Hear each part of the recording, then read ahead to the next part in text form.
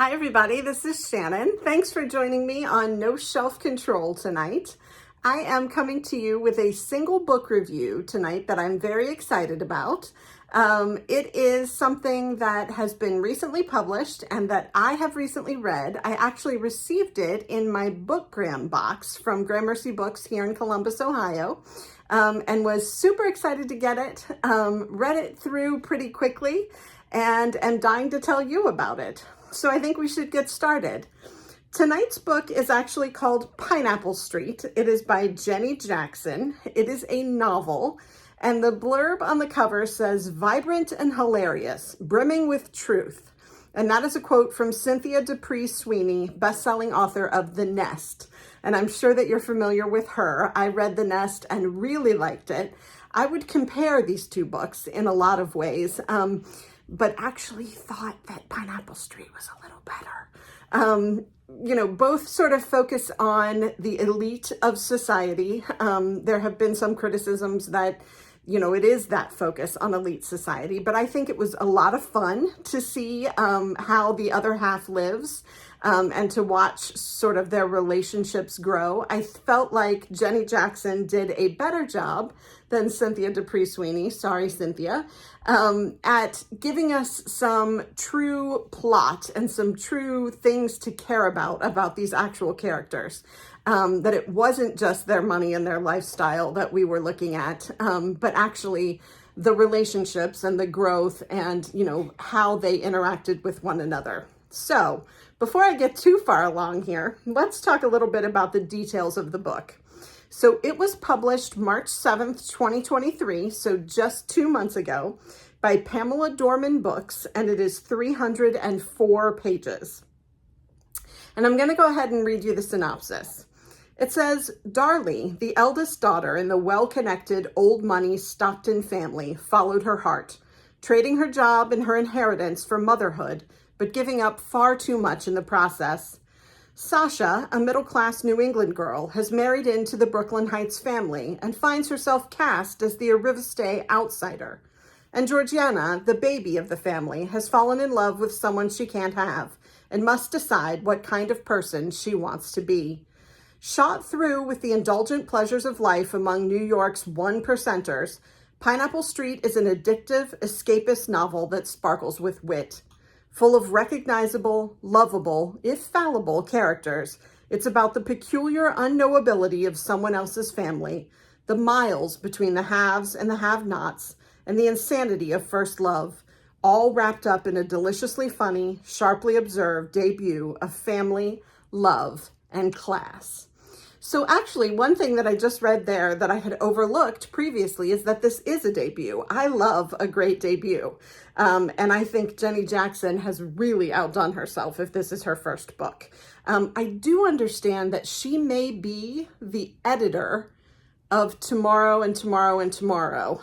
So she certainly had a bit of a leg up, if that's the case, but I didn't realize that this is the first book that she has actually written. So kudos to her. I will say about the one-percenters and the way they're focused on in this book and in Cynthia Dupree Sweeney's The Nest, there is life and there are feelings at every level of wealth and income. And the thing that I really enjoyed about what Jenny Jackson does here is that she made these people real for me. The mother/mother-in-law in the book is way out there as far as being, attached to her money and her clout and her wealth and her status. She is clueless as far as the idea of how other people live, that there are other people who live differently. And I think that Jenny Jackson does a great job portraying that cluelessness with the mother in the family, of the Stockton family. But she gets it right in a lot of other places as well, when she shows us what it means to have that kind of money, what it does to your ability to socialize, and I realize these are first world problems, certainly. But that there are concerns, there are things that worry you. There is tension in relationships in all families. And there was a lot that I could recognize in this incredibly wealthy family though I am not incredibly wealthy, that made sense to me. There were also other things that totally shocked me. The idea that parents would ask a young woman to forego her inheritance if her husband was not willing to sign a prenuptial agreement blew me away. The idea that, you know, if you're willing to take the chance that the money will go outside the family, then we will skip you in the inheritance and the money will go to your children. If he's not willing to sign a prenup, you're out. That just blew me away. I can't imagine having that choice, but I also can't imagine making that choice. That's got to be difficult. And the oldest daughter, Darlie, is portrayed as someone who has made that choice. She married for love. She did not ask him to sign the prenup, and she is out of the inheritance. Whereas Sasha, the young woman who is not from the family, she marries into the family. She's from New England. Her family is solidly middle class, maybe a little lower than middle class. She is asked to sign the prenup by the son that she's planning to marry to become part of the Stockton family. And she has a fit. She's outraged, can't believe that he would ask her to do that. Ultimately, she does sign it. But I would have been horribly offended as well. I guess not having that kind of money, the idea of somebody asking me to sign a piece of paper that would mean that, the terms of my financial arrangements were made in case we got a divorce, just would not have sat well with me. And so, those kinds of things were really interesting. And they were, a glimpse into the way folks live that I know nothing about. Georgiana, the baby in the family, actually works in nonprofits. She doesn't need that money. She doesn't really have a handle on how little she needs that money and how well taken care of she is until after some incidents happen in her life that really change the way she looks at things. And her story really was the heart of the story for me. I loved her character. I thought she was genuinely clueless about her elite status.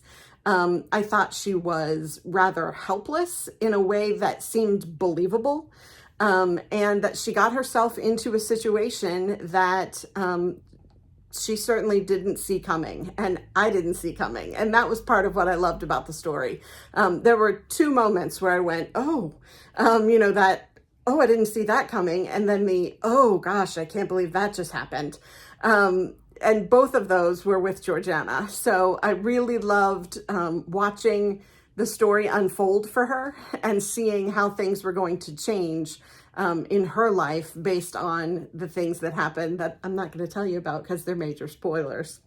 I was not offended by the fact that this is focused on the 1%. I think there is a absolute curiosity about wanting to see how different kinds of people live. And I read plenty of books that are about people who have lives very different from mine in other ways, people of different races and ethnicities and sexualities and genders. Why not class? Why not read a book about people who are way above my station in life, and see what it's like to be them. I'm curious about how Jenny Jackson knows this. Is Jenny Jackson loaded? Does she come from old money in New York? Or is she really good at finding out how these kinds of people live or simply imagining it? I don't know, but it was believable to me, and there was a plot that kept me reading. It was a little bit, I hate to keep doing the compare and the contrast with The Nest, but in places, The Nest felt like it was a home movie of what was happening with a really, really wealthy family, but there wasn't a thread that went through it. There was nothing to follow, no plot line.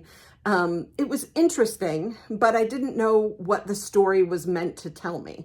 I feel like I got something from Jenny Jackson about what I was supposed to take away from this story, and I was glad that I did. I enjoyed reading it. It was not a difficult read. There were some parts of it that were emotional in ways that I was not expecting. And I just thought it was a really good book. Good characters, an interesting story, something that was, not necessarily light, but an easy read that gave me something to look forward to at the end of every day when I picked it up. So I would definitely recommend Jenny Jackson's Pineapple Street. I suggest you pick it up, give it a read.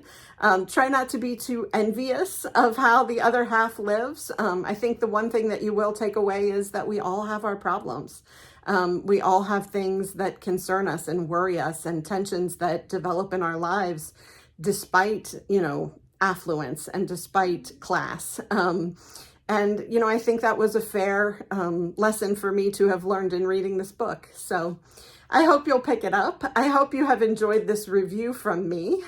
If you enjoy these single book reviews, I have a whole bunch more coming. I have been reading like crazy, and I have a lot of books I want to tell you about. We've been talking most recently about new releases, things that are coming out in the coming weeks. And every Tuesday, I tell you about the list of books that are going to be released that day that I'm excited about. But I've still been reading in the background. So there are a number of books that I finished that I really want to talk about, and those are coming up. So I hope you will stick around. I hope you will click like and subscribe and let me know that this is something you're interested in, that you do want to hear about what I think of individual books. And I hope you'll come back, talk more things bookish with me, and we'll have a lot of fun. I'll talk to you soon. Take care. Bye.